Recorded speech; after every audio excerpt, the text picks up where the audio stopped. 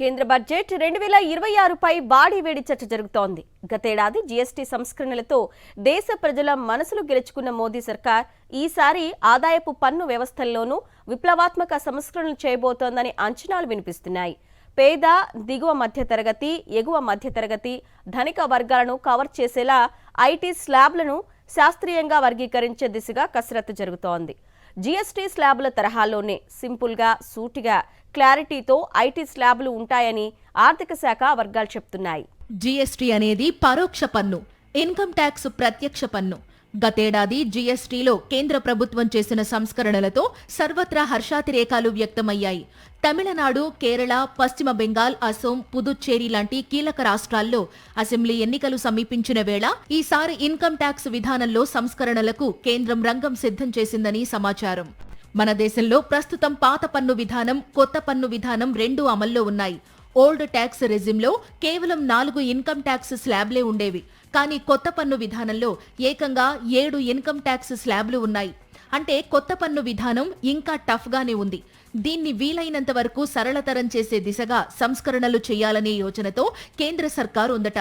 ఇందులో భాగంగా కొత్త పన్ను విధానంలోని ఇన్కమ్ ట్యాక్స్ స్లాబుల సంఖ్యను తగ్గించనున్నారని సమాచారం. జీఎస్టీని 5%, 18% అనే 2 ప్రధాన స్లాబ్లకు పరిమితం చేశారు. ఇదే విధంగా దేశంలోని ఆదాయ వర్గాలను 3 లేదా 4 ఇన్కమ్ ట్యాక్స్ స్లాబ్లకు పరిమితం చేసే అవకాశం ఉంది. 5% నుంచి 25% వరకు ఉన్న 5 ఆదాయపు పన్ను స్లాబ్లను మధ్యస్థ పన్ను రేట్లతో 3 స్లాబ్లుగా వర్గీకరించే ఛాన్స్ ఉందని ఎక్స్పర్ట్స్ అంచనా వేస్తున్నారు. ఇన్కమ్ ట్యాక్స్ స్లాబ్లను తగ్గించడం వల్ల ప్రజలకు పన్ను చెల్లింపు అంశాలపై గందరగోళం తగ్గుతుంది. తమ చేతికి ఎంత వేతనం వస్తుంది, పన్ను కోసం ఎంత పోతుంది అనే దానిపై క్లారిటీ వస్తుంది.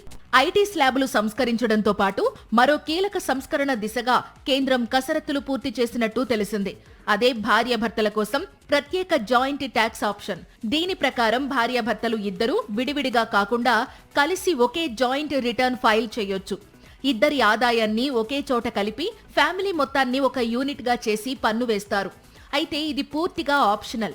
అంటే మీకు లాభం అనిపిస్తేనే ఈ పద్ధతి ఎంచుకునేలా ఆప్షన్ ఇస్తారని తెలుస్తోంది. సింగిల్ ఇన్కమ్ ఫ్యామిలీలు ఈ జాయింట్ టాక్సేషన్ ఎంచుకుంటే వారికి లాభాల పంట పండినట్టే. ఇప్పుడు వ్యక్తిగతంగా 24 లక్షల ఇన్కమ్ దాటితేనే 30% పన్ను పడుతుండగా జాయింట్ ఫైలింగ్ లో ఈ లిమిట్ ఏకంగా 48 లక్షల వరకు పెరగొచ్చు. దీనివల్ల ఎక్కువ సంపాదించినా తక్కువ పన్ను రేటు వర్తిస్తుంది. అమెరికా, జర్మనీ లాంటి దేశాల్లో ఫ్యామిలీని ఒక యూనిట్ గా చూసే ఈ పద్ధతి ఇప్పటికే సక్సెస్ అయింది. ఎఫెక్టివ్ ట్యాక్స్ రేట్ అనే అంశంపైన కేంద్ర ఆర్థిక శాఖ ఫోకస్ పెట్టినట్లు తెలుస్తోంది. ఉదాహరణకు, ఒక వ్యక్తి సంపాదించే వార్షిక ఆదాయంపై నేరుగా ట్యాక్స్ విధించరు. అతడికి పన్ను మినహాయింపులు, తగ్గింపులు, రాయితీలు ఇస్తారు. ఇవన్నీ పోగా మిగిలిన ఆదాయంపైనే నిర్దిష్ట రేటు ప్రకారం పన్నును విధిస్తారు. మొత్తం మీద ఈసారి కేంద్ర బడ్జెట్లో మోదీ సర్కార్ మరో జనరంజక సంస్కరణపై ప్రకటన చేస్తుందనే ప్రచారం ముమ్మరంగా జరుగుతోంది. మరి నిర్మలమ్మ బడ్జెట్లో ఏముందో తెలియాలంటే ఫిబ్రవరి 1 వరకు ఆగాల్సిందే.